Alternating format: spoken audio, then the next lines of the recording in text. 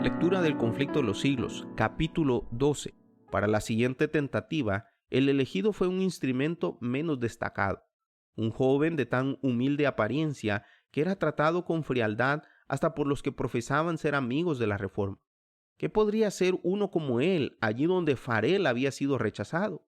¿Cómo podría un hombre de tan poco valor y tan escasa experiencia resistir la tempestad ante la cual había huido el más fuerte y el más bravo?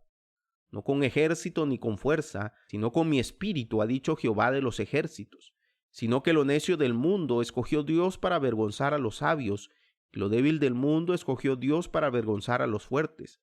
Porque lo insensato de Dios es más sabio que los hombres, y lo débil de Dios es más fuerte que los hombres. Zacarías 4:6, 1 Corintios 1, 27 y 25. Fromento principió su obra como maestro de escuela. Las verdades que inculcaba a los niños en la escuela, ellos las repetían en sus hogares.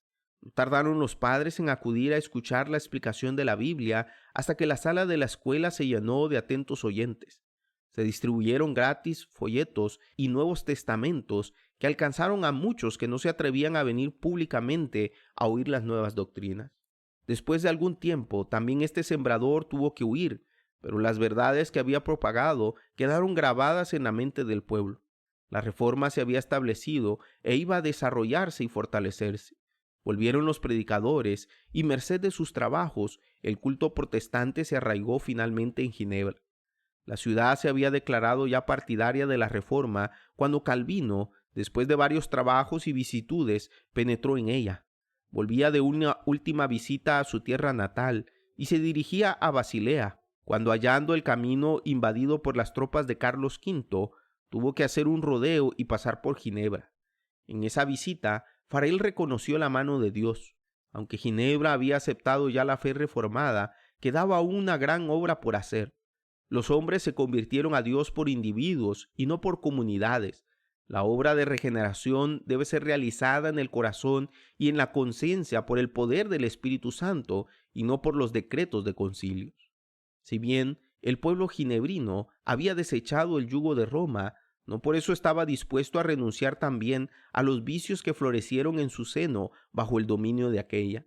Y no era obra de poca monta la de implantar entre aquel pueblo los principios puros del Evangelio y prepararlo para que ocupara dignamente el puesto a que la providencia parecía llamarlo.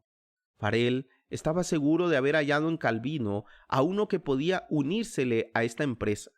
En el nombre de Dios, rogó al joven evangelista que se quedase allí a trabajar. Calvino retrocedió alarmado.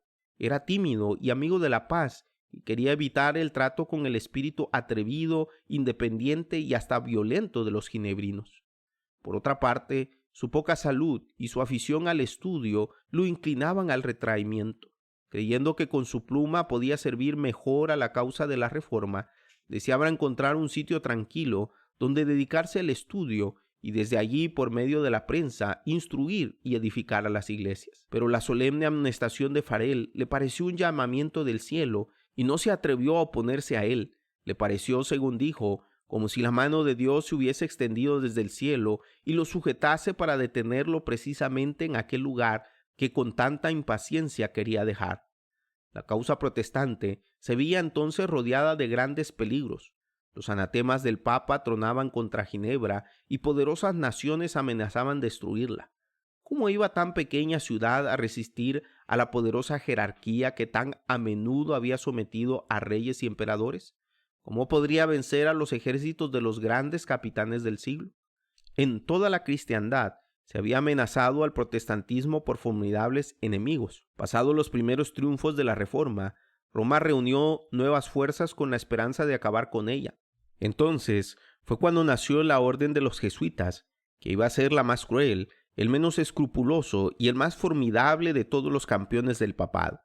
Libres de todo lazo terrenal y de todo interés humano, insensibles a la voz del afecto natural, sordos a los argumentos de la razón y a la voz de la conciencia, no reconocían los miembros más ley, ni más sujeción que la de su orden, y no tenían más preocupación que la de extender su poderío.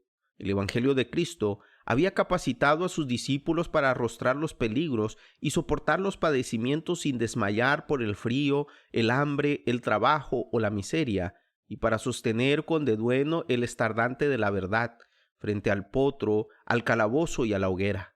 Para combatir contra estas fuerzas, el jesuitismo inspiraba a sus adeptos un fanatismo tal que los habilitaba para soportar los peligros similares y oponer el poder de la verdad, todas las armas del engaño. Para ellos, ningún crimen era demasiado grande, ninguna mentira demasiado vil, ningún disfraz demasiado difícil de llevar. Ligados por votos de pobreza y de humildad perpetuas, estudiaban el arte de adueñarse de la riqueza y del poder para consagrarlos a la destrucción del protestantismo y al establecimiento de la supremacía papal.